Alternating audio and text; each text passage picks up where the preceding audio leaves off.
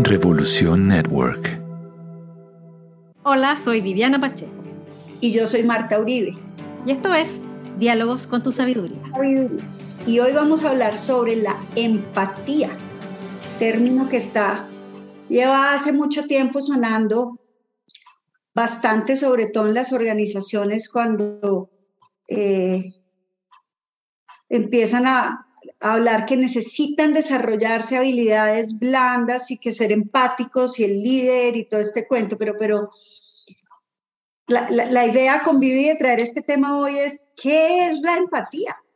¿Por qué es importante? ¿Para qué nos sirve? ¿Por qué está tan de moda el tema? ¿Qué pueden esperar las personas que vean este capítulo? Una comprensión general primero, porque es un tema muy grande, una comprensión general de qué es empatía, para qué nos puede servir la empatía y cómo poder desarrollarla. Porque de verdad mejora muchísimo las posibilidades de vincularnos con otro, llegar a acuerdos, negociar, resolver conflictos, por ejemplo, si desarrollamos esta capacidad que todos los seres humanos podemos desarrollar. Ojo. ¿Cómo entender si estamos o no siendo empáticos? Claro. ¿Y para qué nos sirve? Exacto. ¿Qué entendemos por empatía? Casi todo el mundo dice que es poco empático o hay que ser muy empático, necesitamos líderes empáticos. En términos generales, cuando hablamos de eso, para decirlo coloquialmente, es la capacidad de poder mirar desde el lugar en que el otro está mirando. Es decir, entender su perspectiva. ¿Qué está viendo? ¿Qué está pensando? Y vibrar emocionalmente con eso. ¿Ok? Ok, es de alguna manera, es como una habilidad tanto cognitiva como emocional de podernos poner en la emocionalidad del otro, al entender que él tiene un punto de vista y una observación diferente a la nuestra. Exacto. Pero eso no significa estar de acuerdo. No, para nada, para nada. Ahora, te abre más posibilidades de alcanzar un acuerdo posterior, porque estás entendiendo qué ve el otro, ¿no? Es como, acá tenemos un micrófono. Tengo un micrófono. Alguien lo está viendo desde acá y yo lo estoy viendo desde acá y son distintos, ojo, porque acá tiene una lucecita. Entonces, la empatía tiene que ver con ponerse en el lugar del otro y ver qué es lo que ve y qué emocionalidad tiene. Y a la inversa, ¿no? Desde dónde miro yo, qué es lo que veo y qué emocionalidad tengo. ¿Significa eso que yo estoy de acuerdo con el otro? No. Significa que me estoy aproximando a entender desde dónde habla o actúa el otro. ¿Sí? Ok. Ahora, para comprender eso, por ejemplo, para vibrar emocionalmente con el otro, hay un paso anterior que tiene que ver con reconocer emociones.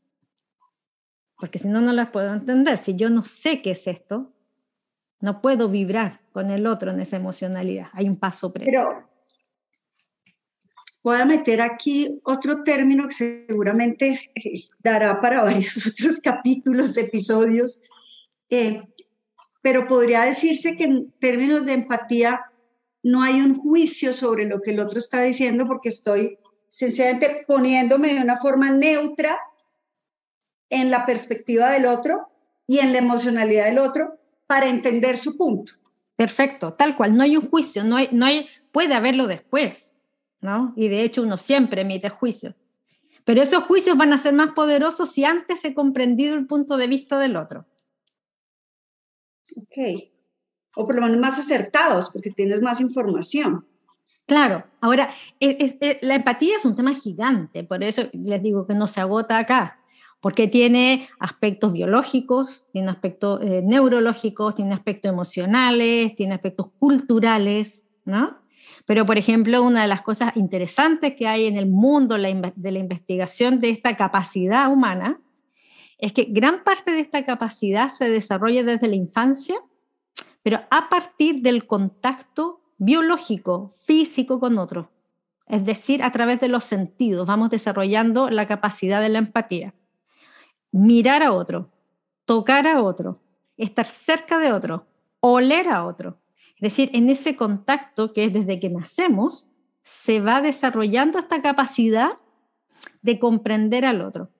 Ahora, ¿por qué digo que no es baladí hablar de que esta es una competencia o una capacidad que está arraigada en nuestra biología como seres humanos?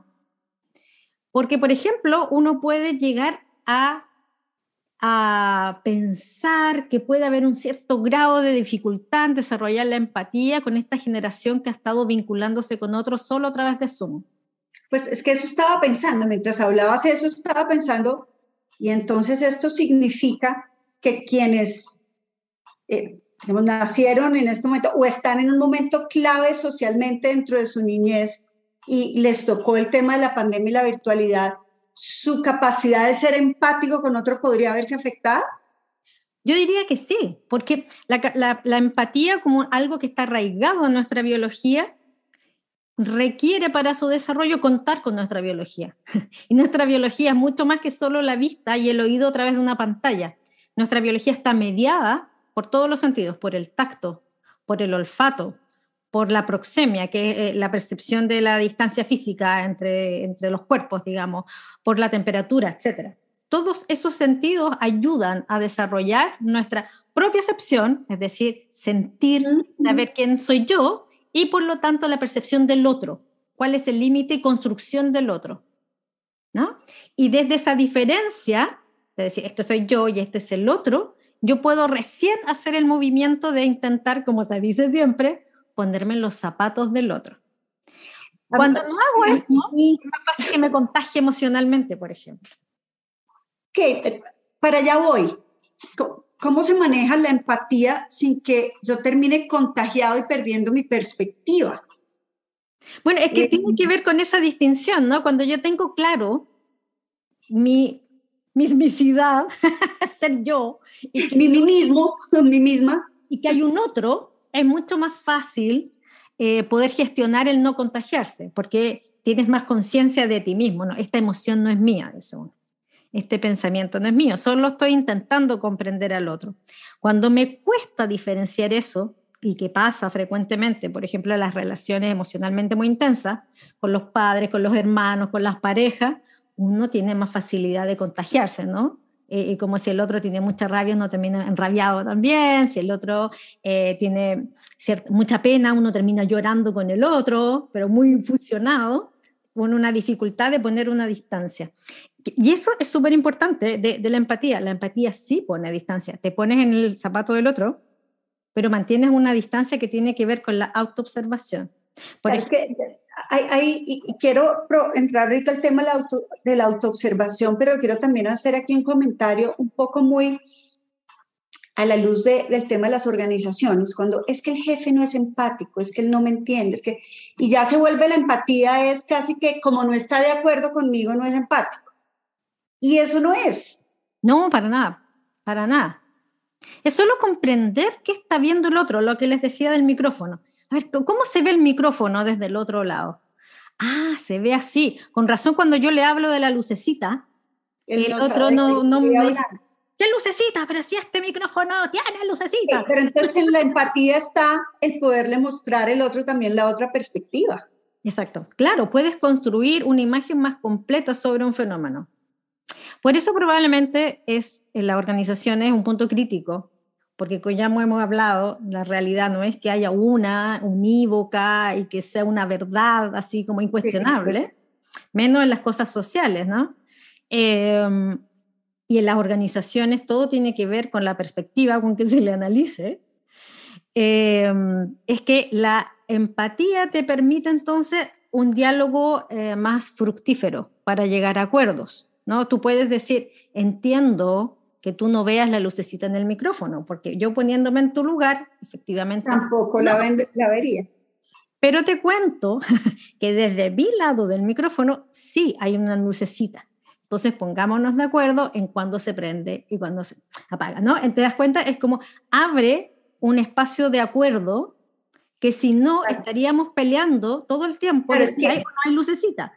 Es que yo creo que el tema de la empatía está más en un tema de poder abrir una conversación desde un lugar emocional diferente. Claro. Más que ser empático es, ay, sí, te entendí, me puse en tus zapatos y entonces yo me pongo en tu emocionalidad y siento lo que tú sientes. No. No, yo tengo mi punto de vista, que puede ser igual o no al tuyo, tengo mi emocionalidad, pero entiendo que tú tienes esta emocionalidad y teniendo claro esas dos, podemos buscar puntos comunes, buscar negociar, buscar hacer acuerdos, ¿sí? Te abre la Porque comprensión, la empatía, lo que te abre. claro, cada uno entiende desde dónde habla o actúan las partes involucradas en la conversación. Entonces es más una habilidad para comunicarse. Mira, por ejemplo, qué importante es eso, no solo las organizaciones, sino, por ejemplo, para hablar con otras personas que vienen de otra cultura o de otras épocas, ¿no? Ahora que está tan de moda como cancelar a todo el mundo, aplicando los criterios contemporáneos a historias pasadas. Explícame, ahí me perdí. No, por ejemplo, que andamos juzgando a las abuelas o a los abuelos respecto de cómo ellos entendían el pasado y nosotros les decimos abiertamente que estaban equivocados. Ok. Si hacemos un acto empático, podemos intentar ver cómo veían nuestros abuelos y nuestras abuelas el mundo. Y que probablemente no tenían los criterios que tenemos nosotros hoy, ¿no? Y eso abre un mundo de conversaciones distintas. Por ejemplo, uno le puede decir a la abuela, abuela, ¿cómo permitiste ser dueña de casa y estar bajo la tutela machista de mi abuelo? Bueno, probablemente porque tu abuela no se dio cuenta y no es porque no haya sido ingenua, ni tonta, ni ignorante, ni ninguna cantidad de adjetivos, sino porque si tú te pones en el lugar desde donde miraba tu abuela, que es una historia particular, con una emocionalidad particular, con unos lentes particulares, la vida se veía distinta. Sí, entonces te abre una discusión. Así que puede abrir una conversación de curiosidad, de cuéntame cómo era, ¿por qué? Claro. Explícame qué hace que lo veas así. Exacto, entonces un movimiento empático, que no es que necesariamente tú estés de acuerdo con la historia de tu abuela, por ejemplo, un movimiento empático sería, entonces la historia es mucho más compleja y más amplia desde el lugar que yo estoy juzgando los hechos. Claro, y ahí abre otra vez el tema, no puedo hacer un juicio cuando no tengo el contexto completo. Claro. Y cuando desde mi perspectiva no lo puedo entender porque no lo viví. Claro, porque lo vemos distinto, lo vemos absolutamente distinto. Aunque parezca loco, uno dice, no, pero si el hecho es el mismo, no es el mismo. Volvemos al micrófono, es un micrófono, sí, pero no se ve igual. No se ve igual. ¿No? Entonces, el acto, por eso es importante la capacidad de la empatía, porque abre posibilidades de encuentros con otros, de verdad. ¿No? Y no necesariamente de acuerdo. No es que yo piense lo mismo que tú ni nada, pero entiendo desde dónde me hablas. ¿Qué tips hay para poder desarrollar la empatía? ¿O qué indicadores hay de que yo sí estoy o no siendo empática con otros? Mira, yo diría que dos cosas importantes. Una, saber escuchar. Es escuchar en profundidad, escuchar qué siente el otro y de verdad qué me está diciendo, antes de juzgar, ¿no? Antes de decir, pero ¿cómo piensa esto? ¿Pero cómo? ¿Qué clase de ideas son estas? Como, ten la mente callada, deja que tu angelito malo se calle y escucha lo que está diciendo el otro. Y un segundo acto es comunicarle al otro qué es lo que tú estás entendiendo de lo que te está contando. O sea, entiendo que tú, desde tu lugar, veías la realidad de esta manera y sientes tales emociones. ¿Es así o no es así? Son dos tips bastante básicos, por eso te digo, súper complejo, pero como dos aspectos bien básicos para poder desarrollar la empatía. La empatía es una capacidad de escuchar con todos los sentidos, de poder estar concentrado en el otro, de poder, como decir, intentar mirar con los ojos del otro, sin necesariamente estar de acuerdo.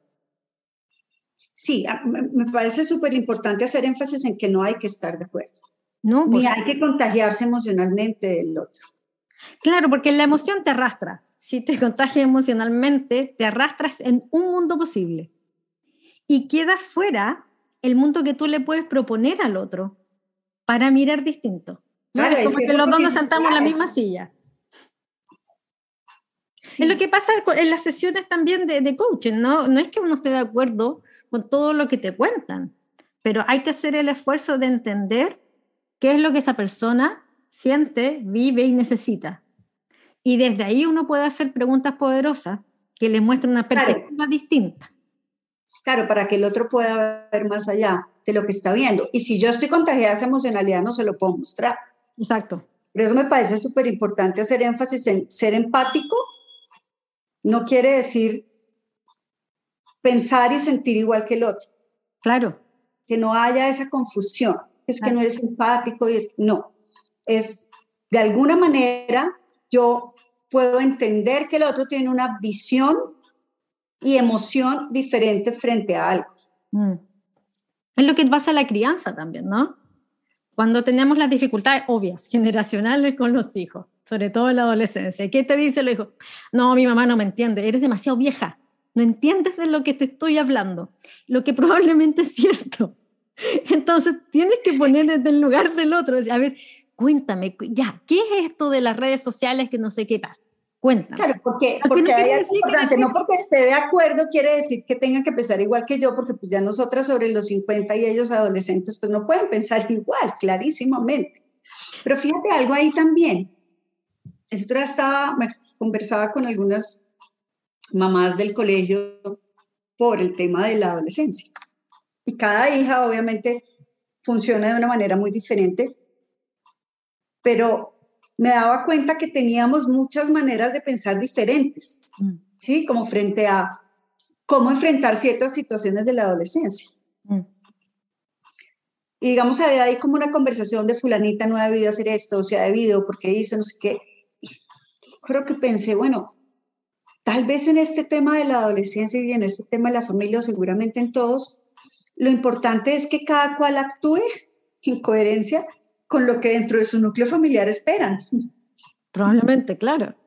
O sea, y no sé tu núcleo familiar frente al mío qué tal, pero hay cosas aquí que yo haría así porque eso es lo que opera dentro de mi núcleo y no quiere decir que esté o no de acuerdo con lo tuyo. Claro. Lo que pasa es que la conversación desde la empatía es distinta a la conversación desde el juicio inicial. ¿No? Porque... Entonces ahí sí puede uno entrar a entender, pero ¿y por qué hiciste esto? Claro. ¿Qué esperabas? ¿O qué? Claro que haría eso en una sesión de coaching, en una conversación así como normal, como que uno dice, no, claro. Ahí no entro en el rollo. Pero no es estar de acuerdo, clarísimo. Y entender lo que le pasa al otro no es necesariamente porque yo lo vaya a vivir o porque vaya a actuar así. De hecho, a veces el ser empático te permite comprender en mayor capacidad el desacuerdo. ¿No? Es como, ahora entiendo nuestro desacuerdo, entonces te abre la posibilidad de negociar y construir un nuevo acuerdo. Claro. Es que, ahí vuelvo a lo mismo, empatía no es estar de acuerdo. Me gusta esa frase de entender nuestro desacuerdo. Claro. O sea, estamos de acuerdo en que no estamos de acuerdo. Y desde ahí, ¿cómo podemos construir puntos comunes, puntos de encuentro, que sí se puede negociar, que no se puede negociar, validando lo que el otro está viendo? Claro. Y la validación, nuevamente, no es una validación necesariamente como valórica, es una validación desde el punto de vista de decir, veo lo que tú ves, o sea, lo que tú ves, lo ves, es verdad que lo ves. ¿Ah? Por eso abre espacios de conversación. Ahora, como te digo, es mucho más grande esto, ¿no? Porque uno tiene muchas investigaciones respecto al desarrollo de la empatía, a cómo funciona el cerebro, cambia el funcionamiento neuronal en actos empáticos, etcétera, ¿no? Cómo se puede desarrollar esta habilidad paso a paso. Pero así como en empatía también podría uno pensar, lo comentabas con el tema de la virtualidad, para quienes sí se facilita la virtualidad y para quienes no. Sí, se puede ampliar eso. Alguien mucho más empático podría vincularse más fácilmente virtualmente que alguien que no, le costaría mucho más. Mira, es una opinión mía, pero yo creo que probablemente sí, porque es una capacidad anterior al estar vinculado en la pantalla. Nos falta mucha información en la pantalla. O sea, nosotros lo vimos, por ejemplo, en la pandemia, no era lo mismo disfrutar de un barbecue o un asado familiar a través del Zoom. O sea, te falta el olor a humo, te falta el olor al fuego, el calor del fuego, ¿no? Te falta mucha información para poder estar vibrando emocionalmente con el otro. Uy, sí. Claro que te falta hasta la perspectiva, te falta como la capacidad de mirar 3D, ¿no? Es como una cosa focalizada, es mucho más pobre. Entonces, como experiencia de encuentro con otro, deja muchos sentidos y capacidades humanas fuera. Es una experiencia emocionalmente pobre. Eso es lo que pasa. Ahora, ¿qué es mejor que el teléfono? Hay gente que increíblemente desde la pantalla está en capacidad de abrirse más que presencialmente. Eso me ha sorprendido de la pandemia. O sea, yo pensé que hacer sesiones de coaching, incluso de equipos, iba a ser difícil, y hay gente que se siente más cómoda ahí, no se siente seguramente tan expuesta, y por eso seguramente pueda fluir un poco más en esos espacios, ¿no? Uh-huh. Así, pero eso que no se sienta tan expuesto habla efectivamente que ahí hay una necesidad de desarrollar una habilidad de entrar en un encuentro con otro. O sea, si te es tan escalofriante encontrarte físicamente con otro, es algo que probablemente deberíamos también investigar. Escalofriante. ¿No? Porque, bueno, ¿cuál será el futuro de esta especie? Entonces, para los que nos están oyendo y viendo, ¿cuál sería una definición clara de qué es empatía? Es que la de ponerse en el zapato del otro ya me está pareciendo tan cliché, y tengo que confesar que no, ya no resuena conmigo para nada. O sea, no. Y yo pensé que ya le había dado un significado distinto, porque no se me ocurre otra. Yo creo que es mirar desde los ojos del otro. Es eso, y ver qué es lo que ve y qué es lo que siente cuando ve eso. No, mirar desde tus ojos. Ok. Es otra forma de ensayarlo. Ok, perfecto. Me gusta porque, claro, estaba teniendo un juicio sobre la de ponerse en el zapato del otro, porque ponerse en el zapato del otro es, tengo que sentir lo que el otro siente, tengo que ver lo que el otro siente, o sea, tengo que ser el otro. Claro. Y vivir su hediondez también. Entonces ahí... Ese zapato te dio por un lado, saber cuál es su hediondez. Es que eso también es importante, porque es un riesgo de la empatía. Es que tú vas a mirar las cosas buenas que ve el otro, pero también las cosas malas que siente y ve el otro. Claro, pero entonces, cuando en mí está el tema de no tengo que estar de acuerdo, porque de cierta manera, claro, es un juicio mío, pero a mí me dicen ponte en los zapatos del otro, es como tengo que estar igual que el otro, tengo que sentir igual que el otro, y no, puedo entender lo que está viendo, puedo entender lo que está sintiendo, no necesariamente tengo que estar de acuerdo, pero al entenderlo puedo comunicarme desde otro lugar, actuar desde otro lugar, que me va a permitir tener un mejor vínculo y llegar a unos acuerdos